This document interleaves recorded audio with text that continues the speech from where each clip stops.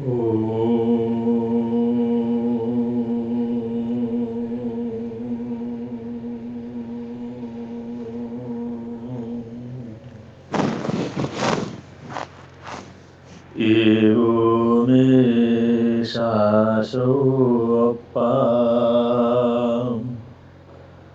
नाणदंशनसंजो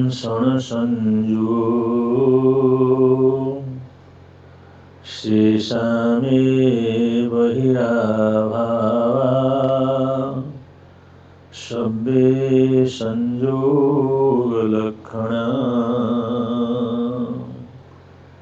शेषामे बहिराभावा शब्दे संयोगलक्षणा।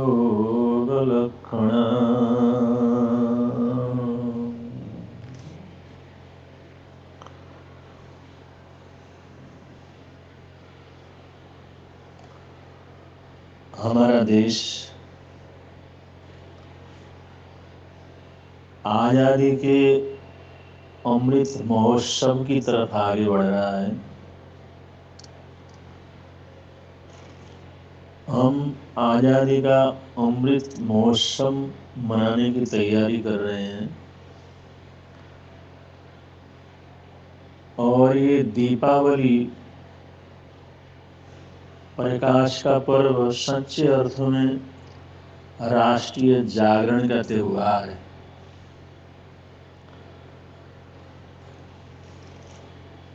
हम लोग पूरा देश किसी न किसी रूप में लक्ष्मी की आराधना करते हैं। लक्ष्मी के बहुत रूप हैं, जैसे धन लक्ष्मी, वैभव लक्ष्मी, कुल लक्ष्मी, विजय लक्ष्मी, रूप लक्ष्मी, विद्या लक्ष्मी। जितने भी सिद्धियां हैं, जितने भी ऐश्वर्य हैं, जितने भी समृद्धियां हैं, हमें जो प्रकृति नए नए रूप में अपने प्रसाद से, समृद्धि से, सुख शांति के साधनों से हमारे जीवन को भरती रहती है, वो सब लक्ष्मी का ही स्वरूप है। तो लक्ष्मी के स्वरूप बहुत है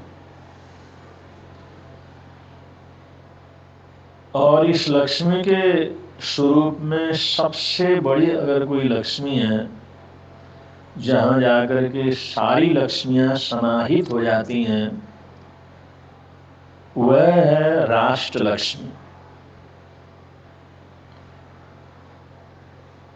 राष्ट्र लक्ष्मी को ही हम भारत माता के रूप में पूजते हैं। पूरा देश और पूरे देश के नागरिक भारत माता की जय कहते हैं, भारत माता को याद करके अपने जीवनचर्या को प्रारंभ करते हैं। भारत माता राष्ट्र लक्ष्मी।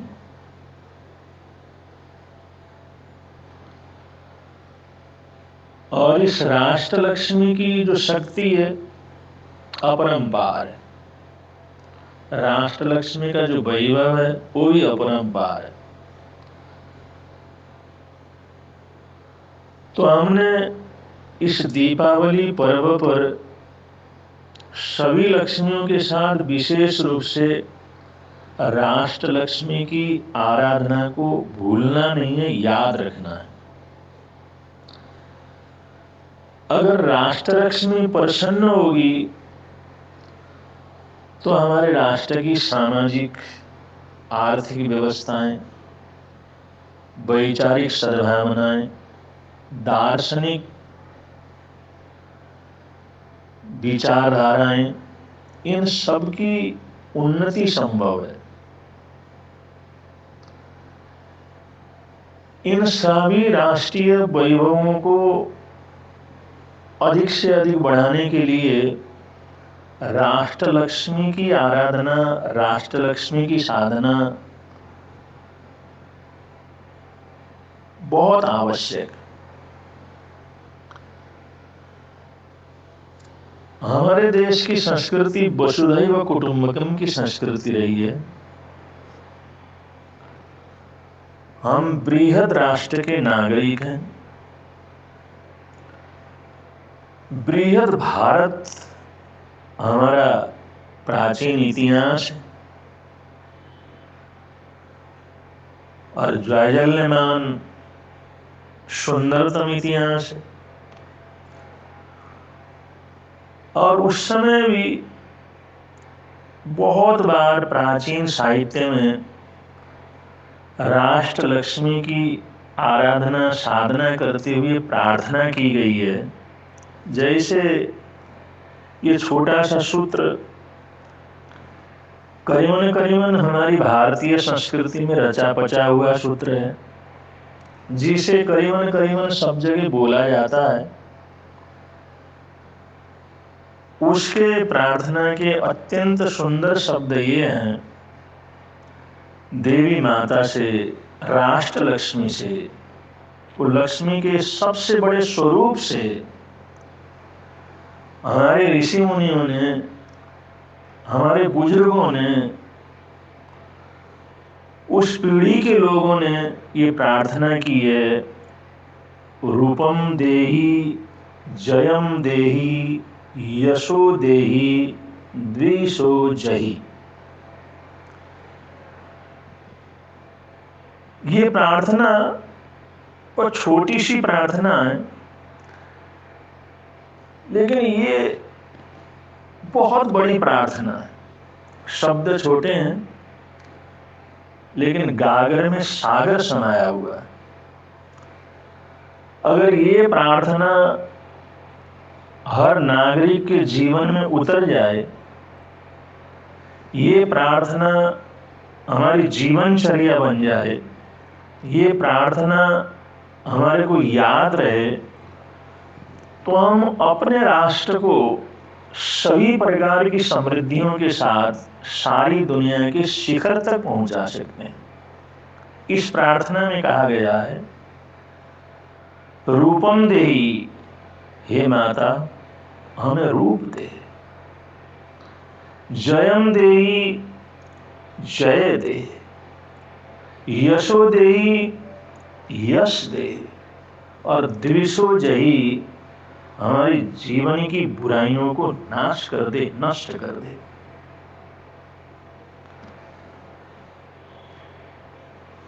तो इस प्रार्थना में सबसे पहले रूपम देहि, एक रूप के लिए प्रार्थना की गई है। अब हमारा शरीर भी एक रूप है, हमारा घर भी एक रूप है, हमारा गांव, हमारा नगर, हमारा जिला, हमारा प्रदेश और हमारा सारा देश और सारे देश की जो आकृति है, ये रूप के अंतर्गत है। कोई ना कोई राष्ट्र होगा तो उसकी आकृति तो होगी ना, आकृति के बिना तो कुछ नहीं है। तो हमारे देश का, भारत का भूगोल, भारत की पर्वत श्रृंखलाएं, भारत की हजारों लाखों नदियां, भारत के खेत खलिहान, भारत की खनिज संपदा, यहाँ पर होने वाली मनोरम अद्भुत से अद्भुत ऋतुएं, यहाँ के पहाड़ और मैदानी इलाकाएं, यहाँ का मरुस्थल, यहाँ के हरे भरे जंगल, हरे भरे वन और स्वर्ण की तरह, चांदी की पर्वत की तरह चमकता हुआ हिमालय पर्वत, यहाँ रहने वाले हजारों लाखों करोड़ों प्रकार के पशु पक्षी, लहराते हुए समुद्र, और ये इस धरती के साथ जुड़ी हुई सारी प्राकृतिक संपदाएं, ये सब एक भारत की आकृति को तैयार करते हैं। इसमें उन महापुरुषों ने रूपम देही कह करके एक सुंदर से सुंदर रूप को मांगा है, जो कि भारतवर्ष में मौजूद है। सारे संसार में इतना सौंदर्य से परिपूर्ण कोई जगत नहीं है जितना सौंदर्य, जितना प्राकृतिक आकर्षण हमारे भारत देश में है। यहां क्या नहीं है? यहां कौन से देश का आश्चर्य यहां नहीं मिल सकता है? सारी दुनिया के आश्चर्य को हम भारतवर्ष में देख सकते हैं। ये भारत राष्ट्र लक्ष्मी का एक स्वरूप है। भारत राष्ट्र लक्ष्मी की एक आकृति है। और ये राष्ट्र लक्ष्मी की आकृति हमेशा आबाद रहे, हमेशा आकर्षक रहे, हमेशा सुरक्षित रहे। कोई भी राष्ट्रीय संपदा का विनाश न हो, राष्ट्रीय संपदा खराब न हो, इसके लिए प्रयत्न करना प्रार्थना के साथ साथ राष्ट्र लक्ष्मी की सेवा है। और इस राष्ट्रीय उत्सव में हम सब ने जो करोड़ों की संख्या में इस देश में रहते हैं, 1.25 अरब की हमारी जनसंख्या है।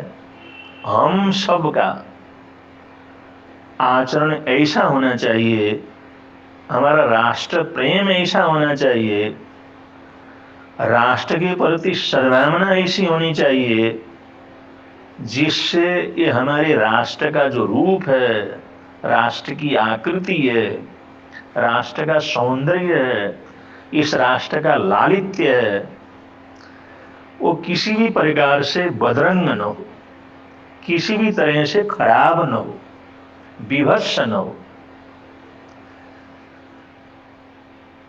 ये प्रयत्न करना हम सब का कर्तव्य है।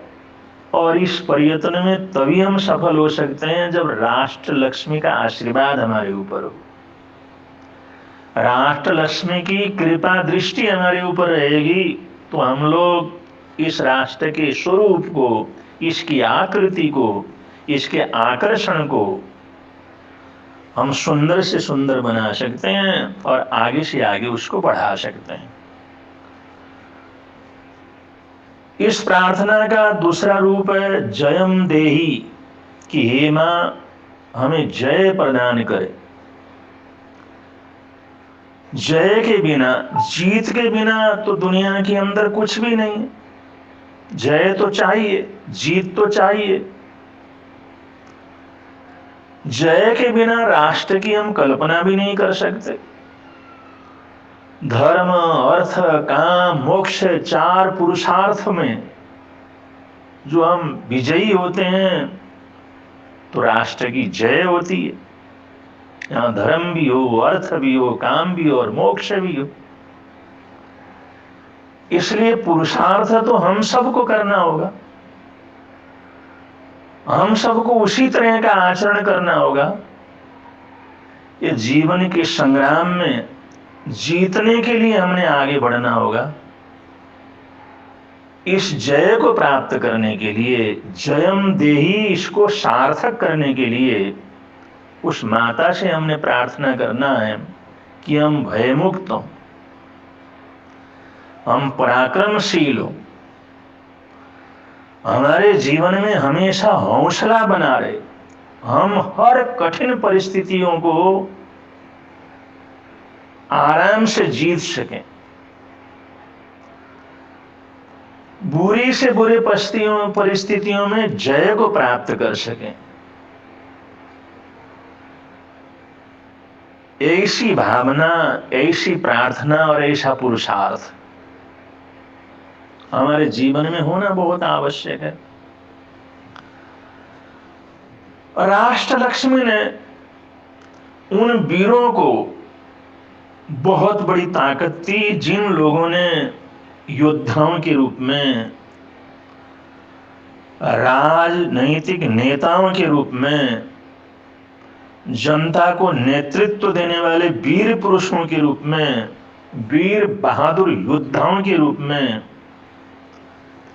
कितने ही लोगों को ऐसा आशीर्वाद दिया जिन्होंने जय के लिए, राष्ट्र की उन्नति के लिए, राष्ट्र के विजय के लिए,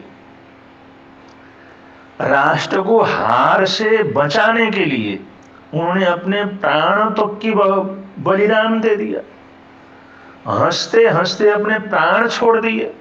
ऐसे पराक्रमियों के ऊपर राष्ट्र लक्ष्मी की अपरंपार कृपा रहती है, तभी तो वो लोग इस राष्ट्र की अधिष्ठात्री देवी राष्ट्र लक्ष्मी भारत माता, उनका बराबर आशीर्वाद मिलता रहता है, तभी जाकर के देश के लिए, राष्ट्र के लिए मर मिटने की ताकत हमारे अंदर आती। और ऐसा प्रयत्न पुरुषार्थ करते हैं तभी राष्ट्र लक्ष्मी का वो आशीर्वाद हमें मिलता। अगर पुरुषार्थ ही नहीं करेंगे, लगन से बढ़ेंगे ही नहीं, तो आशीर्वाद भी कैसे काम करेगा। इसलिए जरूरी है कि हम देश के जय के लिए, इसको विजयी बनाए रखने के लिए, इसको हार से बचाने के लिए पराक्रमशीलों, उत्साहवर्धक हौसलों के साथ आगे बढ़े और हर परिस्थितियों का मुकाबला करने के लिए हमेशा हम तत्पर रहें और मन को कभी दुर्बल न होने दें, कमजोर न होने दें। ऐसा प्रयत्न करना, ऐसी प्रार्थना करना और ऐसी भावनाओं के साथ इस दीपावली के राष्ट्रीय जागरण के पर्व को मनाना बहुत आवश्यक है। उस प्रार्थना के अंदर तीसरी बात कही गई है, यशो देहि, कि राष्ट्र का सबसे बड़ा गौरव यश होता है। यश भोग विलास से नहीं मिलता, यश कठिन तपस्या करने से मिलता है। जरा सी हम गलती करते हैं तो अपयश के गड्ढे के अंदर गिर जाते हैं। पूरी दुनिया में राष्ट्र का यश फैले, राष्ट्र का मान और सम्मान फैले, इसके लिए यशस्वी चरित्र को जीने का प्रयत्न करना और हर नागरिक का जीवन यशस्वी होना बहुत आवश्यक है। अगर नागरिकों का जीवन यशस्वी नहीं रहा, उनका आचरण यशस्वी नहीं रहा, तो राष्ट्र का यश गौरव कैसे बढ़ेगा। राष्ट्र का यश और गौरव तो तभी बढ़ेगा उस राष्ट्र में रहने वाले सभी नागरिक यशस्वी होंगे। और हम यशस्वी होते हैं, हम मान और सम्मान प्राप्त करते हैं, तो राष्ट्र का गौरव बढ़ता है, राष्ट्र की समृद्धि बढ़ती है। अगर कोई व्यक्ति राष्ट्र सेवा में, राष्ट्र भक्ति में, या खिलाड़ी के रूप में, या कलाकार के रूप में, या विद्वान के रूप में, किसी भी तरह की कलाओं में अगर अंतर्राष्ट्रीय ख्याति को कोई नागरिक प्राप्त करता है, तो इससे राष्ट्र का गौरव बढ़ता है, राष्ट्र की यशस्विता बढ़ती है। एक भी व्यक्ति जो इस राष्ट्र में रहने वाला नागरिक है, अपने धवल यश से, अपने पराक्रम से, अपने लगन से अगर वो दुनिया में शिखर पर पहुंचता है तो उसका जो मान सम्मान होता है, उसका जो आदर सत्कार होता है, उसका नहीं होता, पूरे देश का, पूरे राष्ट्र का आदर सत्कार होता है। इसलिए हमारा यश राष्ट्र का यश, हमारी सफलता राष्ट्र की सफलता है। और भारत के नागरिकों का यशस्वी चरित्र, यशस्वी जीवन, ये हमारे राष्ट्र का यशस्वी जीवन कहलाता है। इसलिए जीवन में यशस्वी काम करना, उसके लिए पुरुषार्थ करना, उसके लिए राष्ट्र लक्ष्मी से प्रार्थना करना, भारत माता से प्रार्थना करना कि हम इस कार्य में आगे से आगे रहें, कभी पीछे न हटें, हम हर परेशानियों को जीत करके, उन बुराइयों को जीत करके यशस्वी जीवन जी सकें, ऐसी प्रार्थना और पुरुषार्थ करना, ये जो है राष्ट्रीय जागरण का एक लक्ष्य होना चाहिए। और ये दीपावली पर्व जो राष्ट्रीय पर्व है, इसमें इसी तरह की भावना से ओतप्रोत होकर के हमारे को आगे चलना चाहिए। और इस जीवन में रूप की समृद्धि के लिए, जय विजय की समृद्धि के लिए, यशस्वी जीवन की समृद्धि के लिए